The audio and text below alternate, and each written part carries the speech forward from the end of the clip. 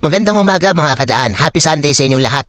At ito, andito tayo sa bahay at tayo ay nag-set destination tayo ng papuntang SM13. So habang nagpapainit ako ng sasaryan mga ilang minuto, merong nag-book sa akin na papunta ng NAIA Terminal 2. At kaya ayun, umalis na ako sa bahay at pinuntahan ko na yung aking unang pasahero na Buena Mano. Hindi naman kalayuan mula sa bahay hanggang doon sa pick-up point. Nasa 4 minutes lang bago ako makarating sa pick-up point ko. Kaya ayan, hinataw ko na yung fast forward sa pag-edit kaya mabilis yan. Pero ang takbo ko lang dyan, nasa 40 to 50 kph. At ayun na nga mga kadaan, dumating na tayo sa pick-up point dito sa may Robinson Magnolia dito lang sa likod. At eto, nakita ko si madam na meron siyang maliit ang malaki. Ayan, buti na lang nandiyan na kagad siya sa entrance. Yung iba kasi matagal pa.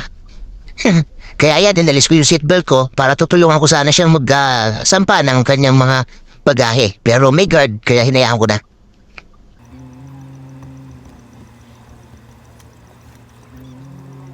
At syempre, pagpasok ng ating pasahero, Hi ma'am, good morning. bigyan natin ng isang magandang umaga.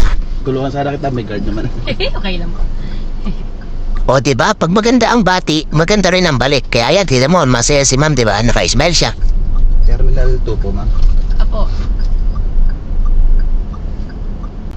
At ayun nga mga kadaan, sinimulan ko na ang biyahe papunta sa Terminal 2. So hindi ko nakikwentuhan si ma'am kasi medyo parang busy siya, may kausap siya sa cellphone niya. So kaya pinag-drive ko na lang siya ng maayos. At ayun, hanggang sa makarating kami ng Terminal 2, wala kaming kwentuhan. At ayun mga kadaan, ito ang aking unang biyahe ngayong linggo at unang pasahero na tinatawag nating Buena Mano.